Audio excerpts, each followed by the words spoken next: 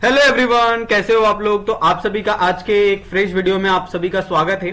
और आज के वीडियो में हम लोग experiment number 8 inorganic qualitative analysis salt number 4, और ये जो एक्सपेरिमेंट है वो क्लास 11th केमिस्ट्री का एक्सपेरिमेंट है। तो क्लास 11th एक्सपेरिमेंट में जब आप 10th से आते हो तो आपको बहुत सारे जो एक्सपेरिमेंट है उसके अंदर आपको दिक्कत होती है।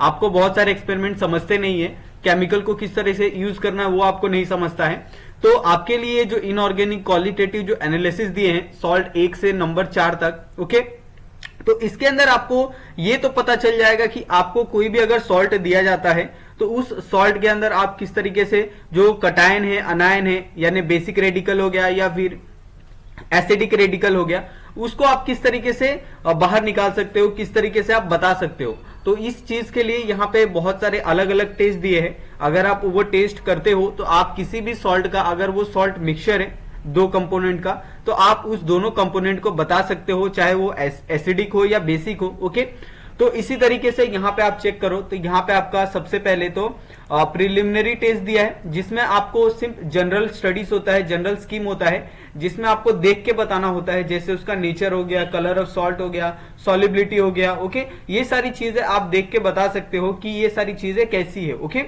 उसके बाद आता है dry test for the basic radical. तो अभी बेसिक रेडिकल की बात करें तो हम लोग ऑफकोर्स कटायन की बात करेंगे, जिसके अंदर +2 +3 यानी जिसका ऑक्सीडेशन स्टेट क्या होगा, प्लस में होगा, उसको हम लोग क्या बोलते हैं, कटायन बोलते हैं। ठीक है, यानी जिसने अपना जो इलेक्ट्रॉन है वो लूज किया है। तो यहाँ पे इसके लिए 4 टेस्ट दिए हैं, जैसे heating in the dry test tube, इसका test for NH4 and the charcoal cavity test and the cobalt nitrate test. Okay, तो चारों का जो टेस्ट है यहाँ पे ऑलरेडी हमने मेंशन किया है। ओके, आप अपना टेस्ट का जो रिजल्ट है आपका भी सेम आएगा जो हमारा आया है। ओके, लेकिन अगर आपको कंपाउंड अलग दिया जाता है और यहाँ पे हमारा जो कंपाउंड अलग है तो उसके हिसाब से आपका जो टेस्ट है वो अलग हो सकता है। ओके, उसके बाद फ्लेम टेस्ट दिया है। तो फ्लेम टेस्ट बहुत इजी है।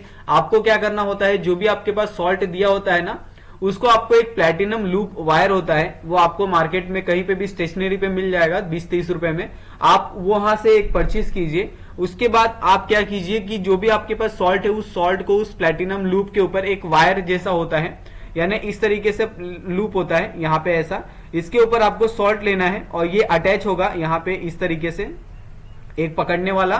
ठीक है, उसके बाद इस पे सॉल्ट लीजिए और इसको फ्लेम के पास ले जाइए। तो उस फ्लेम से आपको पता चल जाएगा कि कौन से कलर का जो इसके अंदर जो फ्लेम है वो आ रहा है। ओके, तो उस तरीके से आप ये कर सकते हैं। बोरेक बीट टेस्ट ये आपको नहीं करना है। ओके, उसके बाद यहाँ पे dry test for the acidic radical. तो यहाँ पे अभी हम अनायन का करेंगे, जिसके अंदर यहाँ पे एक्शन ऑफ डाइल्यूट HCl दिया है। Okay, action of concentrated H2SO4 दिया है, then action of MnO2 and the concentrated H2SO4। उसके बाद कॉपर फॉइल टेस्ट। तो इस तरीके से यहाँ पे 4 टेस्ट दिए हैं। चारों टेस्ट में यहाँ पे अगर आप देखोगे तो इसके अंदर आपका जो रिजल्ट है वो लिखना है, लेकिन हमारा ये पर्टिकुलर इसके लिए कंपाउंड के लिए यहाँ पे कोई रिजल्ट शो नहीं कर रहा है, इसके लिए हमने यहाँ पे कोई रिजल्ट नहीं लिखा है।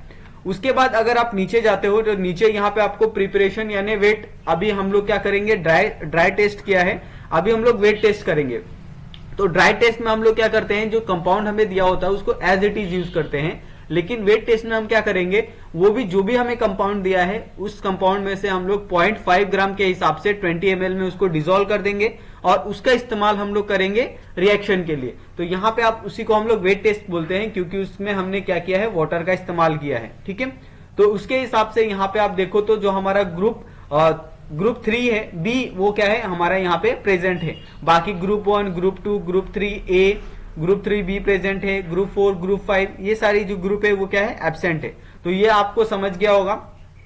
उसके बाद क्या करेंगे, हम लोग ग्रुप एनालिसिस करते हैं, यानी जो ग्रुप प्रेजेंट होता है उसी ग्रुप का हम लोग ग्रुप एनालिसिस करते हैं, और उस ग्रुप एनालिसिस से हम लोग ये फाइंड करते हैं कि उसके अंदर कौन सा जो एलिमेंट है, कौन सा जो कंपाउंड है वो प्रेजेंट है। ओके, तो यहाँ पे आप देखो तो यहाँ पे टेस्ट दिया है, तो टेस्ट के हिसाब से यहाँ पे जो Zn+2 है वो यहाँ पे प्रेजेंट है। उसके बाद हम लोग उसका कंफर्मेटरी टेस्ट करेंगे, यानी हमें तो ये पता है कि क्या प्रेजेंट है, लेकिन वो कंफर्म है कि नहीं वो भी तो हमें टेस्ट करना होगा ना। तो इसके लिए हम लोग Zn2+ का जो कंफर्मेटरी टेस्ट है वो करेंगे, और कंफर्मेटरी टेस्ट यहाँ पे आप देख सकते हैं दोनों का हमने रिएक्शन लिखा है और दोनों यहाँ पे जो कंपाउंड है वो कंफर्म है। ओके, उसके बाद यहाँ पे आप देखो कि wet test for the acidic radical. तो एसिडिक रेडिकल के लिए यहाँ पे आपको 3-4 टेस्ट दिए हैं, जैसे वेट टेस्ट फॉर CO3 2-, जैसे AgNO3 के साथ करेंगे हम लोग, ओके, सिल्वर नाइट्रेट के साथ। उसके बाद यहाँ पे क्लोरोफॉर्म के साथ हम लोग एक रिएक्शन करेंगे।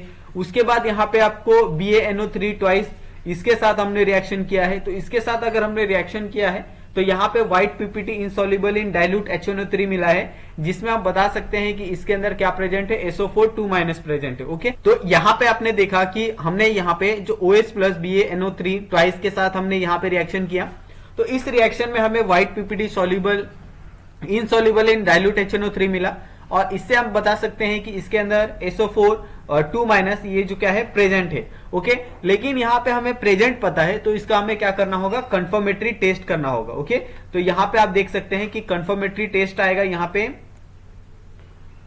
यहाँ पे क्या आएगा, SO4, ठीक है, यहाँ पे मैं 1 सेकेंड लिख देता हूं, और ऊपर आएगा 2-, ठीक है। तो SO4 2- का यहाँ पे कंफर्मेटरी टेस्ट करेंगे। तो इसके बाद यहाँ पे दोनों का जो रिएक्शन है, वो दोनों का रिएक्शन हमने यहाँ पे लिखा है, और दोनों में जो कंफर्मेटरी टेस्ट है वो दोनों हमारा क्या आ रहा है, कंफर्म आ रहा है। तो इसके हिसाब से हमारे पास एक वेट टेस्ट में हमें रेडिकल मिला और एक ड्राई टेस्ट में मिला है। तो दोनों का जो रेडिकल है वो हम लोग क्या करेंगे, अपने रिजल्ट में लिखेंगे। ओके, जैसे बेसिक रेडिकल में हमें Zn+2 मिला, एसिडिक रेडिकल में SO4 ट्वाइस मिला, ओके, 2- मिला सल्फेट, और उसका जो मॉलिक्यूलर फॉर्मूला हम क्या कर सकते हैं, ZnSO4 यानी जिंक सल्फेट। ओके, तो इस तरीके से ये जो सॉल्ट नंबर 4 है यहाँ पे खत्म होता है। फिर भी अगर आपको केमिस्ट्री रिलेटेड कोई भी डाउट्स होगा तो आप लोग पूछ सकते हो। हमारा एक टेलीग्राम का चैनल भी है, वो भी आप ज्वाइन कर सकते हो, और वहां पे भी आपके जो क्वेश्चन है वो आप पूछ सकते हो। ओके, तो थैंक यू सो मच, मिलते हैं हम लोग नेक्स्ट वीडियो में।